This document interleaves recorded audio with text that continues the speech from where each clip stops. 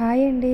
మసాలా బఠానీ వంకాయ కూర ఎలానో తయారు చేసే విధానం తెలుసుకుందామా? మసాలా కోసము శనగగింజలు, ధనియాలు, కొబ్బరి, చెక్క, లవంగాలు, యాలుక, నువ్వులు అన్నిటినీ లైట్గా వేపుకోవాలండి. ఈ వేపుకున్న మిశ్రమాన్ని అంతా మిక్సీ జార్లో వేసుకుందాము. అలాగే దానిలో కారం కూడా ఇప్పుడే వేసేస్తున్నానండి. అలాగే ఒక టమాటా కట్ చేసి వేసాను, అల్లం కొంచెం, వెల్లుల్లిపాయలు కొంచెం అండి. కళాయి తీసుకొని ఆయిల్ కొంచెం ఎక్కువగానే తీసుకున్నానండి. ఈ కూరకు కొంచెం ఆయిల్ ఎక్కువగా పడుతుంది.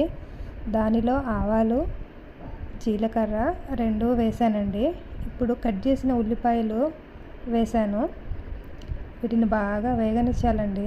బాగా రెడ్ కలర్ వచ్చే వరకు వేగిన తర్వాత కొంచెం సాల్ట్ వేస్తున్నానండి.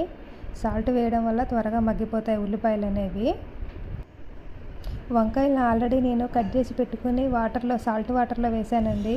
వాటిని మగ్గిన ఉల్లిపాయల ముక్కల్లో వేసేస్తున్నాను. ఇట్లా వేసి వీటిని ఒక 10 మినిట్స్ పాటు వేగనివ్వాలండి. ఒక బంగాళదుంప కూడా వేసాను, కొంచెం పసుపు వేసాను. కాసేపు ఒక 10 నిమిషాలు వేగిన తర్వాత ఇలా రెడ్ కలర్లోకి వస్తాయండి. దీంట్లో ముందుగా నేను ఉడకబెట్టి పెట్టుకున్నానండి బఠానీలు. ఆ బఠానీ దీంట్లో వేస్తున్నాను. ఇప్పుడు ఒక 5 మినిట్స్ పాటు ఇట్లా మగ్గనివ్వాలండి. కొంచెం ఇప్పుడు మళ్ళీ టేస్ట్కి తగినంతగా సాల్ట్ వేస్తున్నానండి. ఇలా సాల్ట్ వేసిన తర్వాత కాసేపు తిప్పాను. మంచి కలర్ వచ్చింది. తర్వాత ముందుగా ఏదైతే చేసి పెట్టుకున్న పేస్ట్ ఏదైతే ఉందో ఆ పేస్ట్ దీనిలో వేసానండి. ఆ పేస్ట్ వేసిన తర్వాత దీన్ని కాస్త తిప్పుతున్నాను. కర్రీలో అంతా కలిసేటట్లుగా ఇలా తిప్పుకోవాలి. ఇలా తిప్పుకున్న తర్వాత ఒక 10 నిమిషాలు లో ఫ్లేమ్లో ఉంచాలండి మంటని, లేదంటే అడుగు పట్టేస్తూ ఉంటుంది. కరివేపాకు నేను లాస్ట్లో వేస్తున్నాను.